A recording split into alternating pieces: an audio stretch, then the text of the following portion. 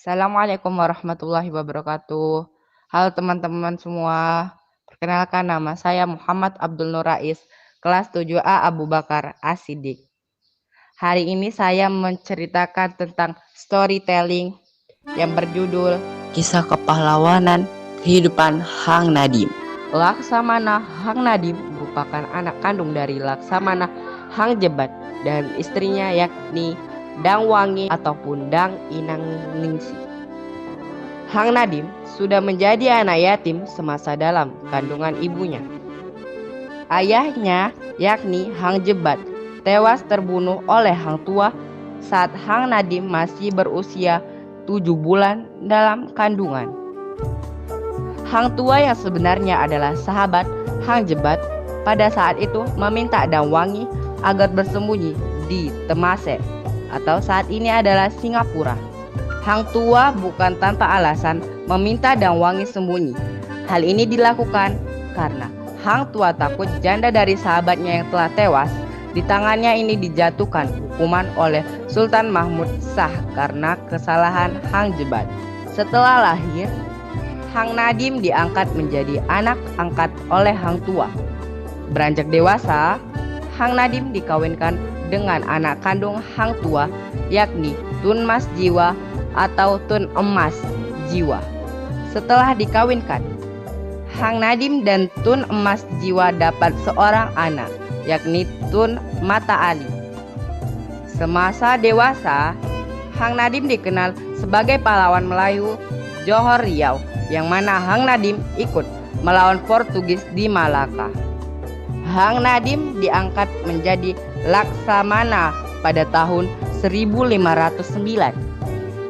Hal ini karena Hang Nadim turut membantu Sultan Mahmud Shah dalam 2 kali perperangan untuk mengambil alih Malaka dari Portugis, yakni pada tahun 1516 dan 1524. Pada tahun 1516, Hang Nadim menyerang Melaka dengan harapan merebut kembali dari Portugis. Namun sayang, serangan itu tidak berhasil. Kemudian pada tahun 1524, Hang Nadim kembali mengepung Malaka dengan harapan memutuskan logistik makanan Portugis. Tetapi ternyata Portugis dapat bantuan dari India. Namun Hang Nadim tetap membuktikan kepemimpinan beliau dan kepahlawanannya dengan mengalahkan Portugis saat mereka menyerang Bintan dan Kopak. Keberanian Hang Nadim ini sangat dihormati oleh orang Melayu dan serangan bertubi-tubi terhadap Portugis telah melemahkan semangat penjajah Portugis di Melaka. Hang Nadim sendiri semasa hidupnya memiliki umur yang panjang setelah Sultan Mahmud Shah mengangkat pada tahun 1528. Laksamana Hang Nadim sendiri semasa hidupnya memiliki umur yang panjang. Setelah Sultan Mahmud Shah mengangkat pada tahun 1528, Laksamana Hang Nadim mengabadikan dirinya dengan putra baginda Raja Ali yang bergelar Sultan Alauddin Riayat Shah II hingga tahun 1564. Kemudian Hang Nadim terus mengabadikan dirinya dengan Sultan Muzaffar Shah II pada tahun 1564 sampai dengan 1570. Sultan Abdul Jalil Shah I pada tahun 1570 sampai dengan 1571 hingga Sultan Ali Jalla pada tahun 1571 sampai 1590. Laksamana Hang Nadim menjadikan Johor sebagai pusat gerakannya menyerang dan melawan Portugis di Melaka. Meskipun Laksamana Hang Nadim gagal menghalau Portugis dari Melaka, tapi benih perjuangan yang disemainya itu terus tumbuh dalam kalangan orang Melayu.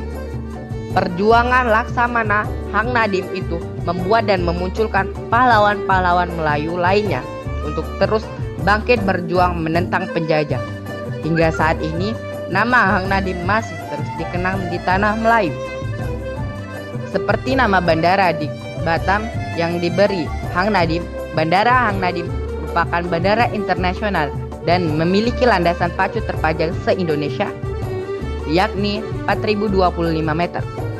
Sementara Malaysia juga memberi nama salah satu kapal perangnya, yakni KD Laksamana Hang Nadiem 134, yakni hingga saat ini masih dipergunakan dalam tiap latihan perang. Sekian dari saya. Jika ada kesalahan kata terdapat pada dalam cerita, mohon dimaafkan. Wabillahi taufik wal hidayah. Wassalamualaikum warahmatullahi wabarakatuh.